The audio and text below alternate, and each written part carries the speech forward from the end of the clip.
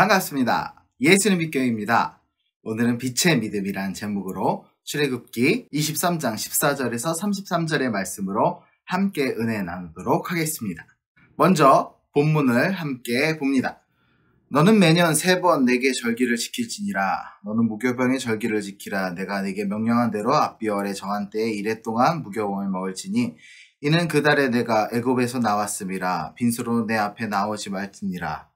맥추절을 지키라. 이는 내가 수고하여 밭에 뿌린 첫 열매를 거둠이니라. 수장절을 지키라. 이는 내가 수고하여 이룬 것을 연말에 밭에서부터 거두어 저정함이니라. 내 모든 남자는 매년 3번씩 주 여호와께 보일지니라. 너는 내 제물의 피를 유교병과 함께 드리지 말며 내 절기의 제물의 기름을 아침마다 남겨두지 말지니라. 내 토지에서 처음 거둔 열매의 가장 좋은 것을 가져다가 너희 하나님 여호와의 전에 드릴지니라. 너는 염소 새끼를 그 어미의 젖으로 삼지 말지니라. 내가 사자를 내 앞서 보내어 길에서 너를 보호하여 너를 내가 예비한 곳에 이르게 하리니라. 너희는 삼가 그의 목소리를 청정하고 그를 노엽게 하지 말라. 그가 너희 허물을 용서하지 아니할 것은 내 이름이 그에게 있음이니라. 내가 그의 목소리를 잘 청정하고 내 모든 말대로 행하면 내가 내 원수에게 원수가 되고 내 대적에게 대적이 될지라.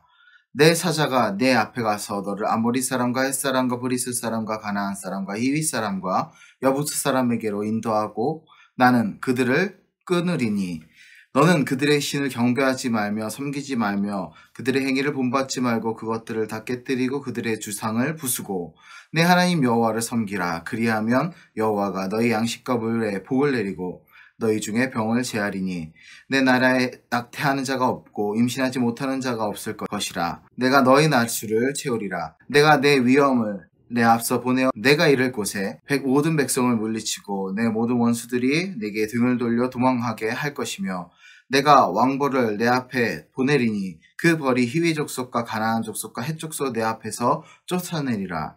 그러나 내 땅이 황폐하게 되므로 들짐승이 번성하여 너희를 해할까 하여 1년 안에는 그들 내 앞서 쫓아내지 아니하고 내가 번성하여 그 땅을 기업으로 얻을 때까지 내가 그들을 내 앞에서 조금씩 쫓아내리라.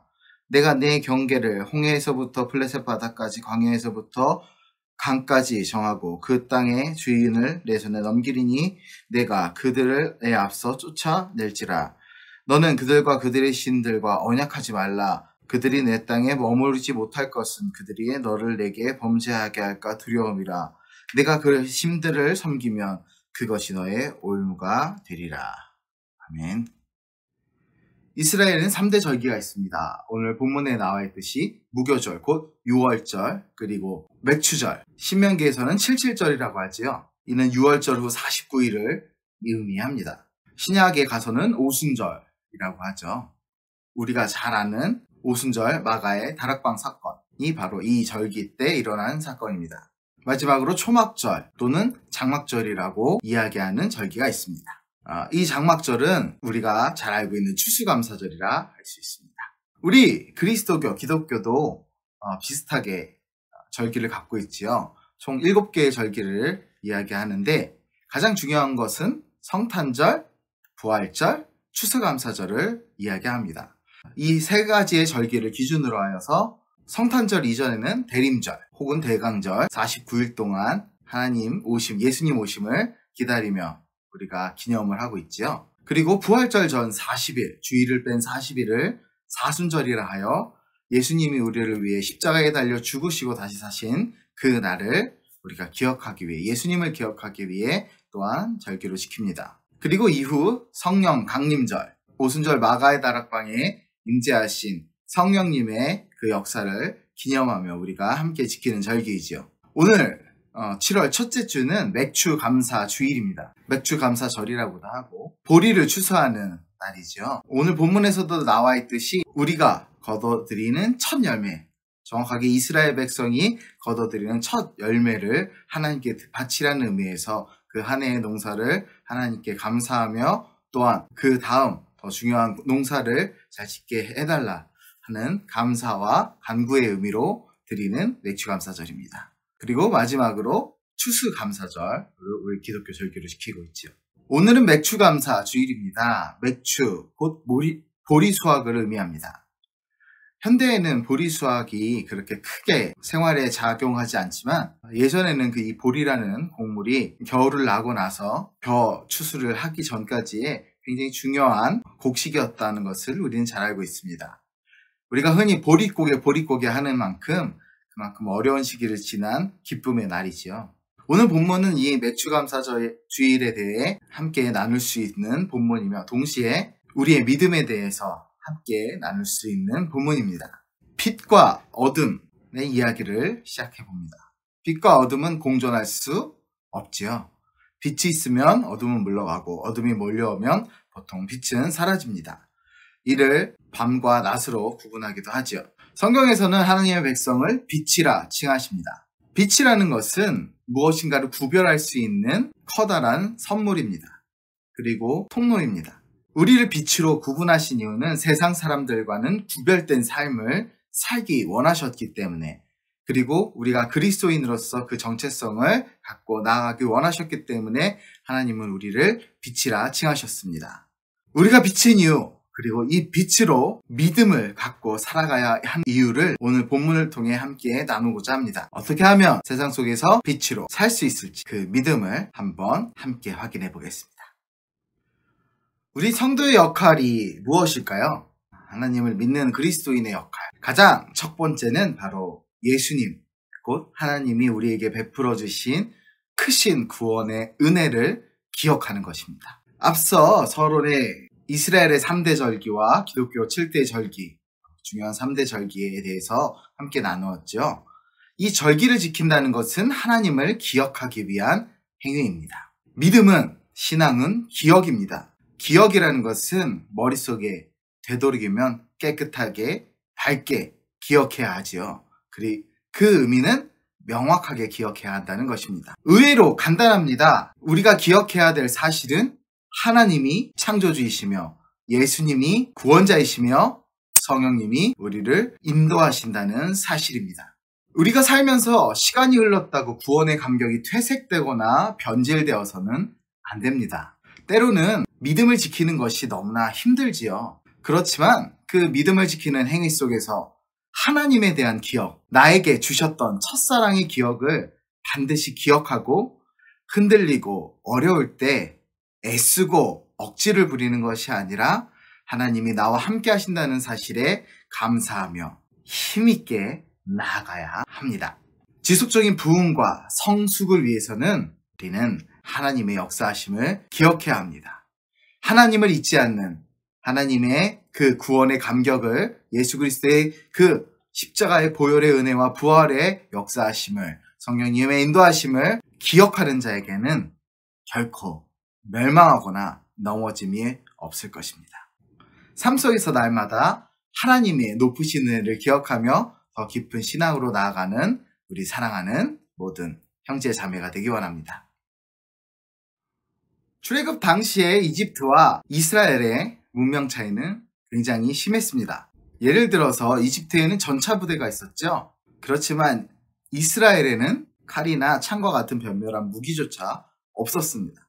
맨주먹으로 싸워야 되고 땅에 있는 돌을 들어 싸워야 했습니다. 전쟁이 난다면 필패가 분명하지요.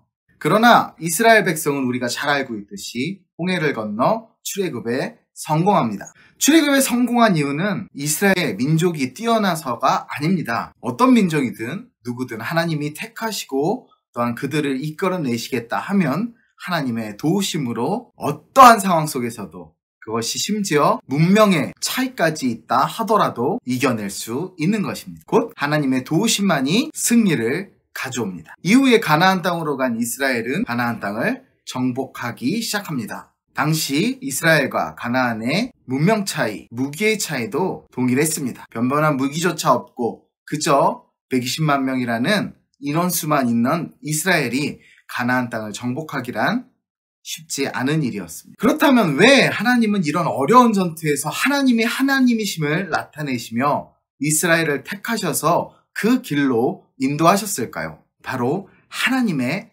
백성 삼으시기 위함입니다. 곧 섬기게 하시기 위함이지요. 이스라엘 택하시고 이스라엘을 가나안 땅으로 인도하신 하나님 아버지.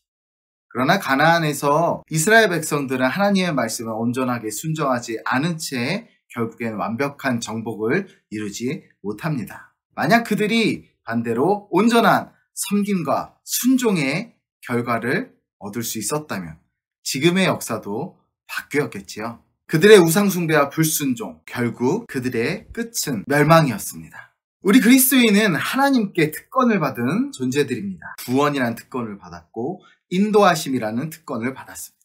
그리고 형통이라는 특권을 받았지요. 그런데 우리가 이 특권을 누림에 있어서 반드시 지켜야 할 것이 있습니다. 그것은 바로 하나님을 섬기는 일입니다. 이스라엘 백성들의 역사적인 사실과 그들의 행동을 통해 우리가 배울 수 있는 것은 불순종의 결과는 패망이요, 순종의 결과, 섬김의 결과는 승리라는 것입니다.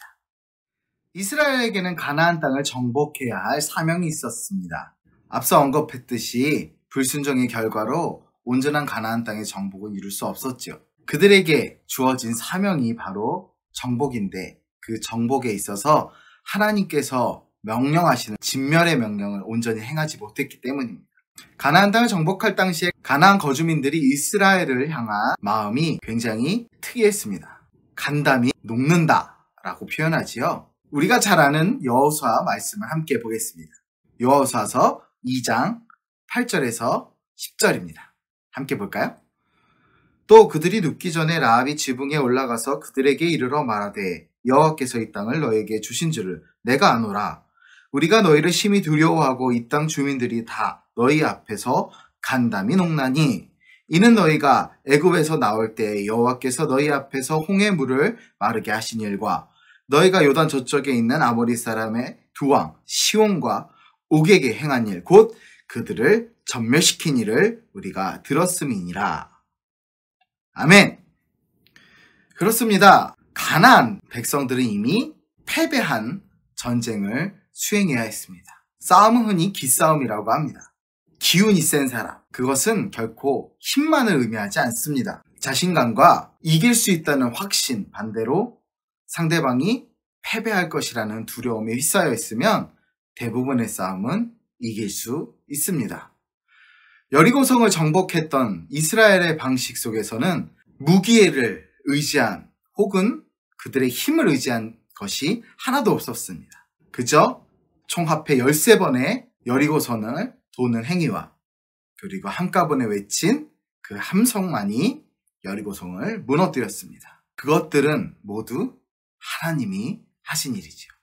우리가 신앙인으로서 그리스도인으로서 세상을 정복해야 할 사명을 띠고 있다는 사실은 너무나 잘 알고 있습니다. 태초에 하나님이 우리에게 주신 문화명령이 있고 예수님께서 하늘로 올라가시면서 우리에게 명하신 지상명령, 오직 너희에게 성령이 임하시면 너희가 권능을 받고 예루살렘과 온 유대와 사마리아 땅끝까지 이르러 내 증인이 되리라 하신 그 말씀대로 우리는 그저 하나님께서 이미 승리케 하신 전쟁에 담대하게 나아가 정복하는 사명만 감당하면 됩니다. 교회는 복음을 전해야 합니다. 우리가 빛으로 소금으로 산이의 동네로 이 땅을 밝히고 이 땅을 부패하지 않게 하고 또한 누구든지 와서 우리 안에 쉴 수 있도록 우리가 이 세상을 정복해야 합니다. 그렇게 하기 위해서는 먼저 우리가 준비되어야 하죠. 믿음으로 나아가기 원합니다. 말씀을 정리합니다. 그리스도인은 하나님의 백성으로서의 정체성과 자부심을 가져야 합니다. 먼저 하나님께서 우리를 구원하셨다는 그 사실을 기억할 필요가 있습니다. 우리가 그 기억을 잃어버리는 순간 우리는 더 이상 그리스도인이 아니게 됩니다. 우리에게 절기를 주신 이유, 그리고 우리를 하나님 백성 삼으신 이유를 기억하기 원합니다. 또한 그 기억을 바탕으로, 아니 우리 마음에 새기고 섬기기 원합니다. 하나님께서 주신 사명을 감당하며 예수님을, 하나님을 섬기는 그리스도인이 되기 원합니다. 그리고 그 섬김의 실천으로 세상을 정복하고 이기는 빛의 믿음을 갖기 원합니다. 우리가 빛입니다. 세상을 밝게 비추며 예수님처럼, 빛 대신 예수님처럼 구원의 은혜와 감격을 이 세상에 전하는 우리 모두가 되길 주님의 이름으로 축복하고 기도합니다. 감사합니다.